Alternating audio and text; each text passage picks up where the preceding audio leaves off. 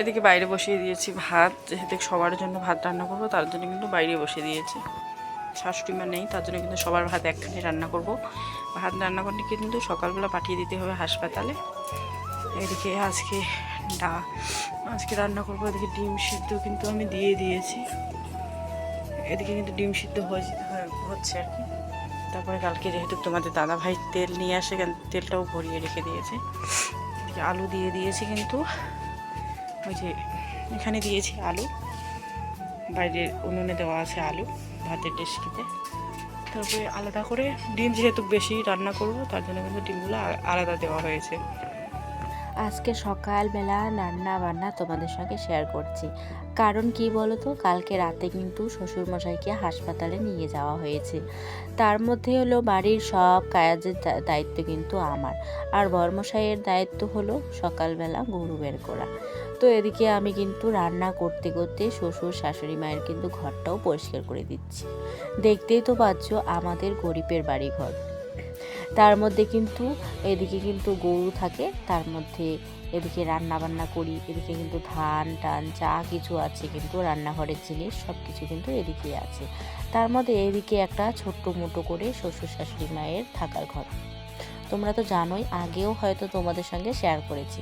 আমার পুরনো ভিডিও যদি তোমরা দেখো তাহলে কিন্তু বুঝতে পারবে আমার আগে কি তোমাদের সঙ্গে শেয়ার করেছিলাম। তারপরে কিন্তু এদিকে বিছানা টিছানা যা আছে সব কিছু কিন্তু আমি পরিষ্কার করে নিচ্ছি। তার মধ্যে কিন্তু তার ফাঁকে রান্না বান্না যা আছে তাই সব কিছু কিন্তু এদিকে আমি করছি। তার মধ্যে আমার টেবিলের অবস্থা কিন্তু খুবই খারাপ হয়েছে। আর এমন ইচ্ছে করে একদিন কিন্তু টেবিলটা ধরবো, টেবিলটা ধরে কিন্তু পুরোটাই পরিষ্কার পরিচ্ছন্ন করে রাখবো, এরকম ইচ্ছে করে। মাঝে মাঝে কিন্তু এমনও ইচ্ছে করে যে বাড়িঘর সবসময় যেন পরিষ্কার করে রাখি, কিন্তু সময়ের অভাবে কিন্তু আমার পুরোপুরি কাজ করা হয় না।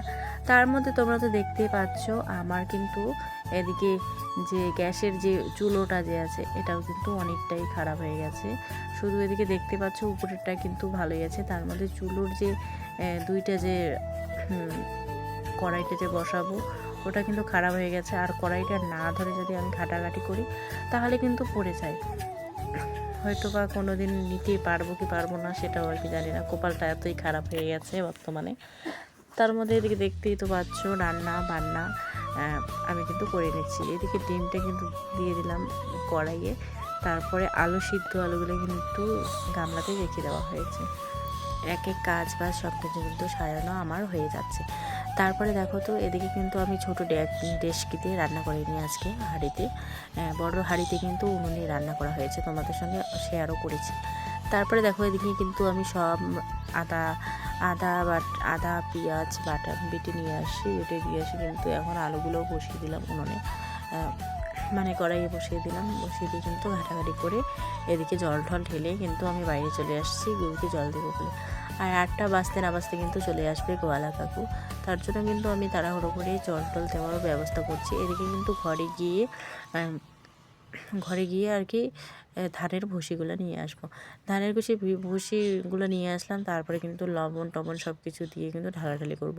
যেহেতু গরম জল দিতে হয় গরুকে, তার জন্য কিন্তু সকাল সকাল ওদিকে কিন্তু উনুনে ভাতটাও বসিয়ে দিয়েছি, এদিকে কিন্তু গরুর জন্য জলটাও বসিয়ে দিয়েছি।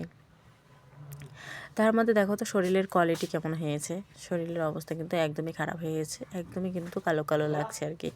যেহেতু আলো নেই ওদিকে তার জন্য কিন্তু এরকম লাগছে। তারপরে দেখো এদিকে কিন্তু আমি গোবর টোবর সব কিছু কিন্তু ফেলে দিচ্ছি। সকালবেলা কিন্তু সমস্ত কাজ বাজ করে কিন্তু আমি যাব। এদিকে গোবর টোবর সব কিছু কিন্তু ফেলে দিব। তার মধ্যে কিন্তু গোবর হবে 3 বালতির মতো। আস্তে আস্তে সব কিছুই ফেলে দিই, ঝাড় ঠাড় দিয়ে পরিষ্কার পরিচ্ছন্ন করে কিন্তু চলে যাব। আর এমনই হয়েছে আজকের কাজের সংখ্যাটা কিন্তু আমি আর কি ঠাকুরটাই দিতে পারিনি, তাড়াহুড়ো করে চলে গেছিলাম হাসপাতালে। তারপরে দেখো তো শ্বশুরমশাইকে কিন্তু এদিকে নিয়ে আসছিলাম এক্সরা করতে আর কি। এদিকে যেহেতু সরকারি মতো যেহেতু বন্ধ আছে ঘরটা, তার জন্য কিন্তু আর কি টাকা দিয়ে বাইরে করা হয়েছে এক্সরাটা। তারপর কিন্তু রাস্তা যখন হাঁটছিলাম তখন একটু ভিডিও করেছি, আর ভিডিও করতে কিন্তু একদমই ইচ্ছে করে না, যেহেতু মন মেজাজ একদমই খারাপ, তার জন্য কিন্তু হয়নি আর ভিডিও। তারপরে বাড়ি এসে অত শত না ভেবে খাওয়াটাও তো খাওয়ার কথাটাও ভাবতে হবে, তাই না? এদিকে কিন্তু আমি এসে ধান ভিজিয়ে রাখবো। ধান ভিজিয়ে রাখবো, যতগুলো পাতান টাতান আছে পাতনা ধানের ততগুলো কিন্তু ফেলে দেবো। ততগুলো ওগুলো আর কি ফেলে দেবো, আর যতগুলো ধান থাকবে ওগুলো ভিজিয়ে রেখে দেবো। কালকে সকাল সকাল এগুলো সিদ্ধ করে দিতে হবে। বাড়ির যত কাজ থাকে তত কিন্তু নারীদের অধিকার থাকে বাড়ির কাজ করার। আর যে সমস্ত কাজ থাকে সবগুলো কাজে কিন্তু সারাদিনই করতে হয়। আজকে সারাদিনে দেখো তো কত ধরনের কাজ ছিল বাড়িতে। তার মধ্যে এদিকে খাওয়া দাওয়া খাওয়া দাওয়ার কথাটা তো তুমি বাদই দাও, রান্না বান্না থেকে শুরু করে সব কিছুই কিন্তু নিজে হাতে করতে হয়। তারপরে এদিকে দেখতে পাচ্ছ যতগুলা ধান পড়েছিল ওগুলো কিন্তু এদিকে তো চাল ফুরিয়ে গেছে, তার জন্য কিন্তু এত তাড়াহুড়ো করে ধানগুলো সিদ্ধ করা নিয়ে কথা। আর সারা বর্ষা যেন ঠাকুর করে যদি সারা বর্ষায় যদি খেতে পারি ধানের চাল, তাহলে কিন্তু ভালোই হবে ব্যাপারটা। আর বর্ষাকালে তো অনেক কষ্ট হয়ে থাকে চালের জন্য। বর্ষার দিনে সেরকম কাজ বাজ হয় না।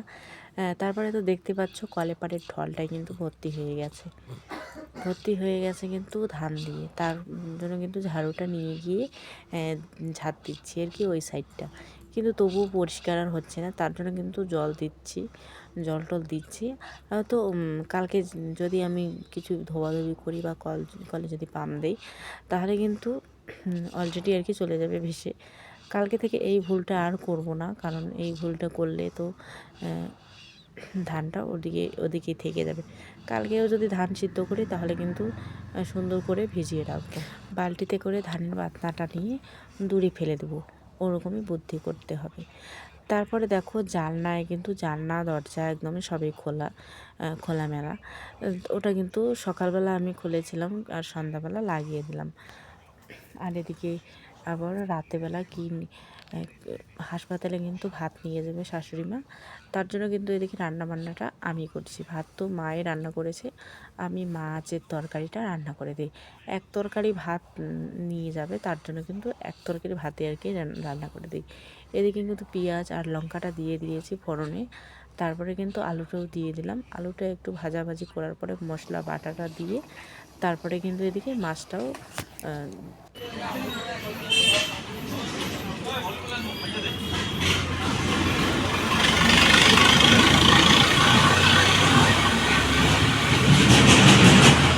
তো নিচেও বসে ভাত খাচ্ছে।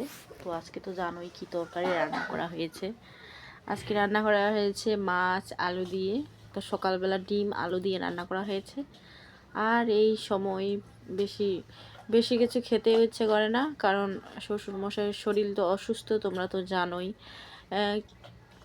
একটু করে আর কি ভিডিও করে নিয়ে আসা হয়েছে, এমনও ভিডিও করার একদমই ইচ্ছে নেই। তার মধ্যে সরকারি হাসপাতাল তো সারা রুমটাতে আর কি পাবলিকে ভর্তি, তার জন্য আর কি ভিডিও আমি করতে পারিনি। তো এদিকে সন্ধ্যাবেলা কিন্তু ও খাওয়া দাওয়া করছে। এদিকে মাকে তো আগাই দিয়ে আসলাম আমাদের মেন যেটা টপিস থাকে ওটাতে। তো আমার বড়মশাই এখন খাওয়া দাওয়া করছে।